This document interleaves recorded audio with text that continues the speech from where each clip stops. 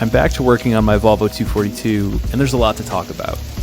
Today, I'll be buttoning up the block by installing a new crank along with the old rods and pistons, bolting on the head, timing the engine, installing all of the accessories, and then finally modifying a new intake manifold that'll allow me to run an electronic throttle body. So let's get started. In the previous episode for this project, I had started reassembling the engine when I ran into a major roadblock. 200,000 miles of use plus significant oil starvation had caused excessive wear on the crank's main bearing journals. Since then, I've been able to find a replacement crank and confirm that it is within Volvo's spec for bearing clearance, so we're good there. With the new crank cleaned and polished, it's time to drop that into the engine and complete final assembly of the long block.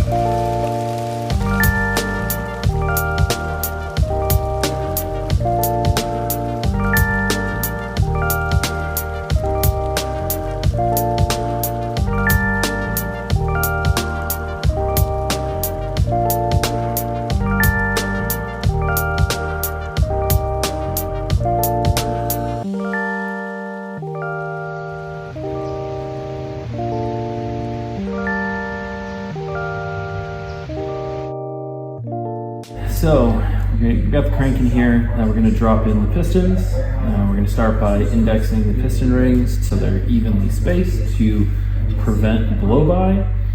And we're going to do the same thing that we did with the crank. We're going to use some lube to make sure that this is well lubricated on first start before oil gets everywhere. And we'll go one piston at a time, and it takes a while, but then we'll be good to go.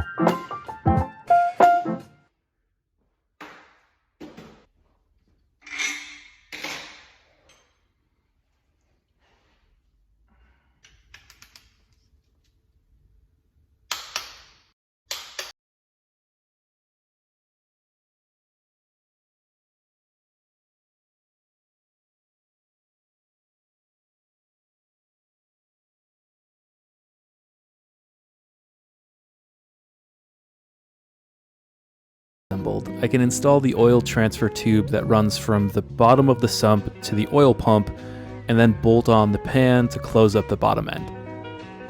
The oil transfer tube and oil pan are both modified parts taken from the 6-cylinder variant of this engine and then chopped down to remove 1 cylinder's worth of length and then welded back together.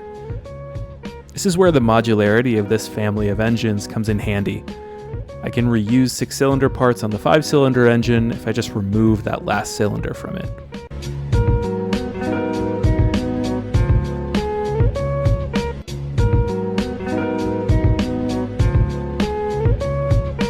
The transfer tube gets a new seal and then bolted into place. Before dropping the pan on, new O-rings are put in place for the other ports in the block flange.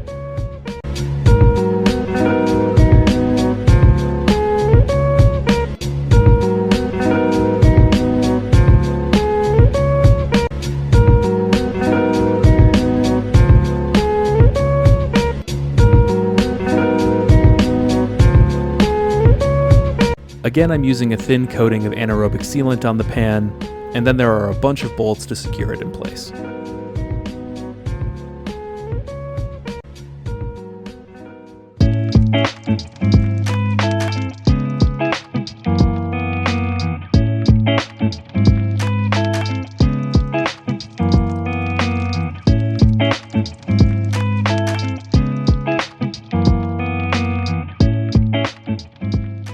With the block buttoned up, I can now turn to installing the head.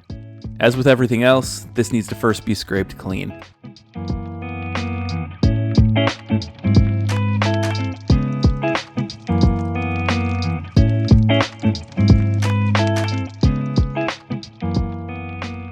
While I'm in here, I'm going to replace the thermostat housing gasket. It looked like it may have been seeping a tiny bit of coolant, so for now I'll just remove it and I can reinstall this later. The thermostat itself was somewhat in the way of removing the housing, so I'll remove that as well and replace the seal while I'm in there. A quick cleanup with the razor, and then I can set this aside and get back to installing the head.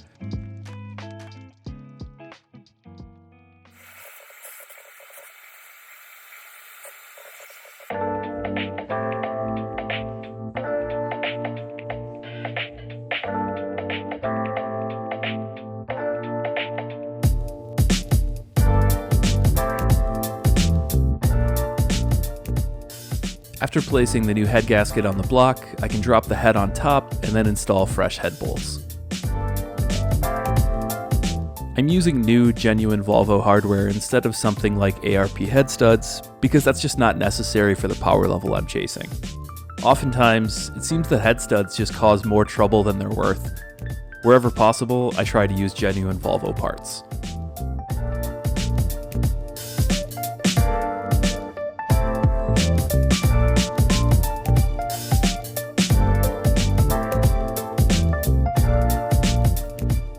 And of course, the head bolts need to be torqued to spec. Thankfully, the torquing procedure is printed on the head gasket packaging, so there's no need to look anything up. I oiled these bolts before installing to ensure that they'll torque correctly.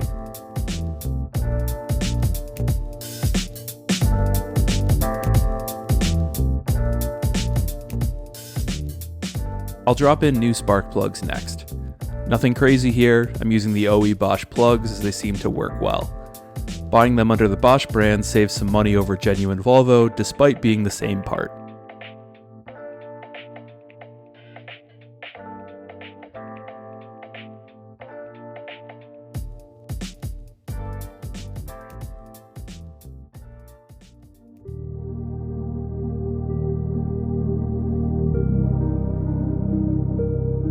From here, cams and the cam cover can go on before it's time to turn to the front of the engine, where I'll install all of the little covers, tensioners, pulleys, and belts that are part of mechanically synchronizing the engine's timing.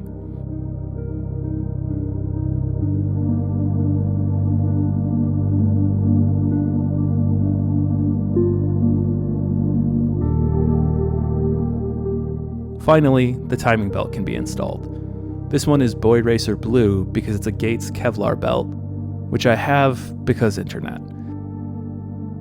In order to slip on the belt, I rotate the eccentric adjuster on the tensioner to create as much room as possible, and then retension it afterward. If the arm is in the middle of the two tabs, then I know I have the correct tension.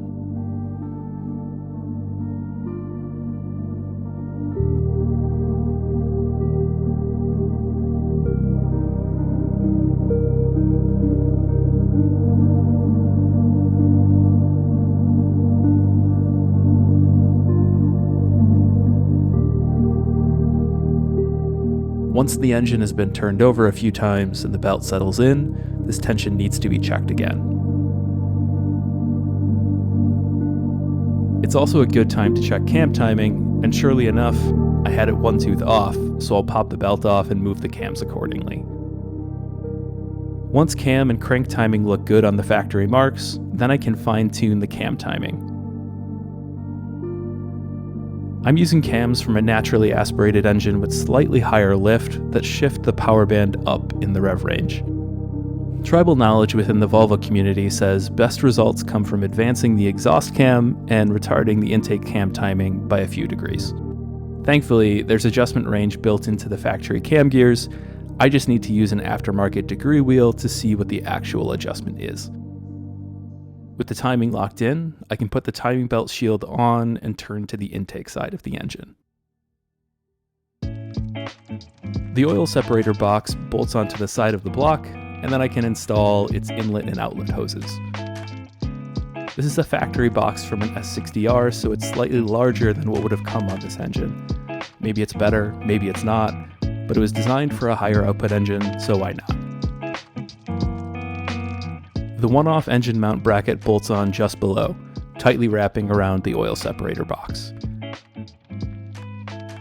I noticed that the old outlet hose was starting to crack, so I'll replace it with some fresh, vibrant silicone.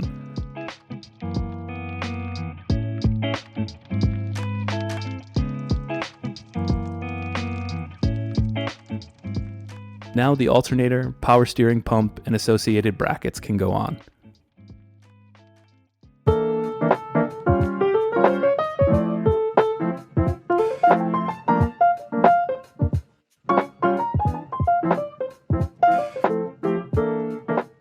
I've taken apart this engine too many times, but getting the sequence of this group of parts always seems to elude me.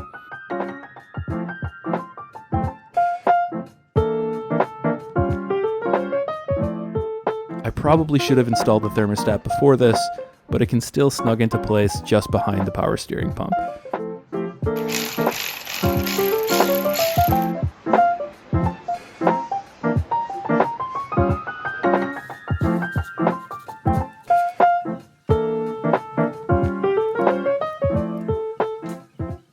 The finishing detail here is to top it off with the serpentine belt, and these accessories are then complete. A single serpentine belt and tensioner is a major upgrade from the convoluted webbing of V-belts that 240s came with from the factory. Now for the fun part, the intake manifold. I bolted on the intake to mock this up, and it's clear that the end of the plenum just barely hits the power steering reservoir's drain fitting, so I need to trim that and make some clearance. I'll mark the area to cut with a Sharpie, and then take this over to the bench and chop off that corner.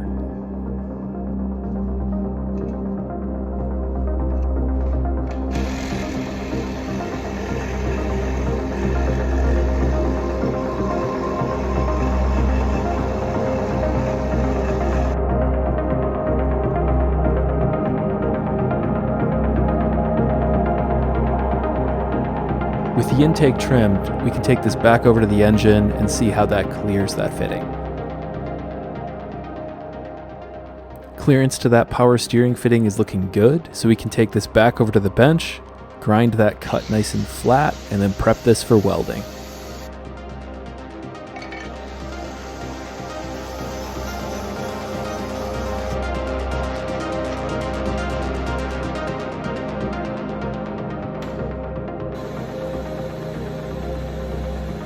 As a last step before welding, we'll take the intake manifold and put that in the ultrasonic cleaner to get this as clean as we can before both welding and ultimately powder coating.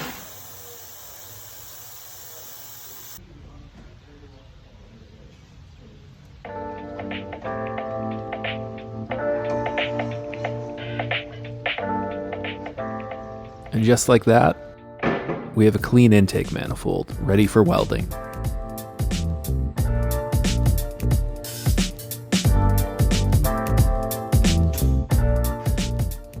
So you might be wondering why I have to do all this work to change the intake manifold, given that I'm rebuilding the engine. I already had this engine in the car and I had a problem and now I'm redoing it, so why do I need to do this? Well, one of the other things I'm doing here is I'm going to be converting the engine from Megasquirt to Max ECU. And one of the big benefits of doing that is that Max ECU allows me to switch to an electronic throttle body, which has a whole host of benefits that really just kind of simplifies things in the engine and allows me a lot more control with the ECU. So I had this intake on the car. And this is really nice. It's really nicely packaged. Everything's finished nicely. It's ready to go. But this is set up for the kind of analog cable throttle. And the other thing about this is that because of that, there's a couple other things that are added on here, and it's really crammed and tightly packaged underneath this manifold. I've always hated working on the car under the intake because there's so much going on there. So these two are the same intake manifold. This one has just been modified to add some more on. So you can see there's the same thing here where we've cut the corner off and welded on a piece over that. But if we look at the backside, or really underneath here, you can see we've got the idle control valve, which goes into a port here and then connects back to the pre-throttle body intake piping. And we have a different flange welded on for this throttle body and its throttle position sensor. So in addition to that, we also have these two brackets here. This one is to hold the cable, and this one is to hold the actual spool that the cable connects to that then runs inside the car. So by switching to that electronic throttle, we're able to eliminate all of that. So all of this mess under here then goes away, frees up a lot of space. That then allows me the flexibility to use the computer to control idle rather than this, so that removes another point of failure, and more importantly to me, removes a lot of clutter in there. So that's why we have to do this and have to do this again. So kind of annoying given that this is already done and it's really a pretty nice part, but it'll be a much better result in the end going through this effort.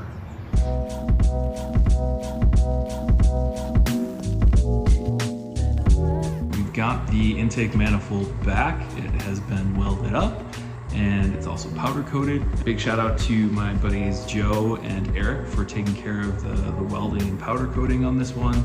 I'm definitely inexperienced when it comes to welding aluminum, and welding cast of any sort is kind of a dicey game that things can go sideways. So big shout out to Joe. He handled that like a pro in no time at all.